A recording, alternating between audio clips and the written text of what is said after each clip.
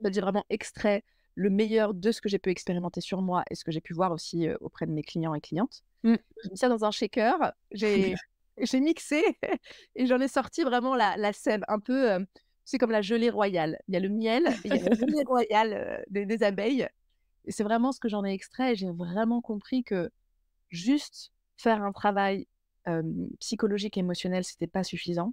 Tout comme Mmh. juste regarder son assiette et équilibrer son assiette n'était pas suffisant ou juste aller mettre son corps en mouvement n'était pas suffisant.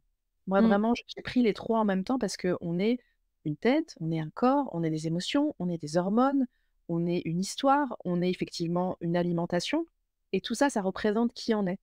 Mmh. Et ce que j'ai remarqué, c'est ce qui m'a fait perdre 20 ans de j'ai perdu beaucoup de temps, beaucoup d'énergie, beaucoup d'argent à raconter mon histoire à des dizaines et des dizaines de personnes différentes.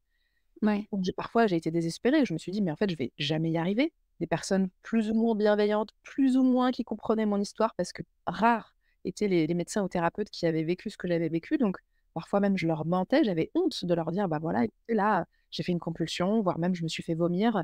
Je vraiment, c'est la honte et la culpabilité Mmh. qui Mmh. ressortaient beaucoup et je sais que c'est aussi le cas de beaucoup de personnes que j'accompagne. Et voilà, j'ai vraiment compris que c'était cette vision globale, de tout ce qu'on est en tant qu'être humain, de travailler sur tous ces aspects en même temps qui permettait vraiment un vrai résultat.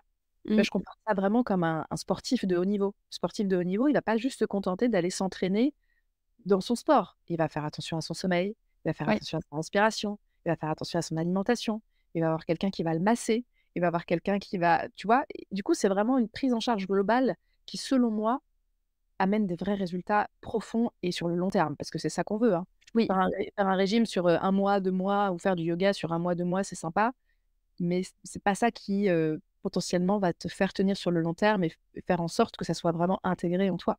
Mmh.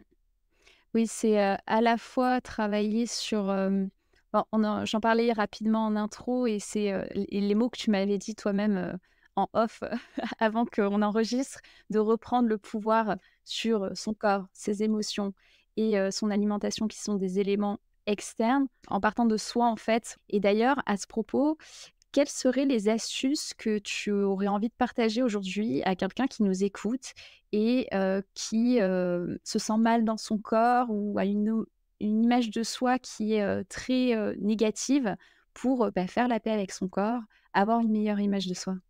Oh, j'aurais tellement de conseils, mais si j'arriverais à peut-être en extraire certains qui peuvent paraître un peu, bateaux et banals dit comme ça, mais qui ont vraiment un gros impact parce que c'est ce que je vois moi dans mes séances et dans mes accompagnements. Premièrement, c'est vraiment la bienveillance avec soi-même. Ouais, Parce que on est vraiment très dur, oui. très perfectionniste, très on se met beaucoup de pression, en fait. Mmh mh. Et souvent le langage intérieur est très révélateur. Oui. C'est-à-dire que je suis sûre, si vous nous écoutez, si vous vraiment 2 secondes, vous êtes honnête avec vous-même, comment vous vous parlez tous les jours? Très Ouais. souvent, c'est: «J'ai pas fait assez, j'aurais dû, oh là là, c'est pas vrai, j'ai pas fait ci, j'ai pas fait ça». Enfin, on a vraiment un discours interne très, ouais, très, très dur. Donc, 1er conseil, ça serait vraiment de faire attention à son langage interne parce que ça conditionne, finalement nos journées, ça conditionne nos pensées, nos émotions et nos croyances. Mmh mh. Je dirais que, bah, en fait, notre monde intérieur est le reflet de notre monde extérieur. Ouais, Donc si on prend pas soin de ce monde intérieur et donc de tout ce qu'on se dit, ce qu'on pense sur soi, bah, ça va se refléter à l'extérieur. complètement, ouais. Donc ça, pour moi, c'est vraiment le 1er conseil.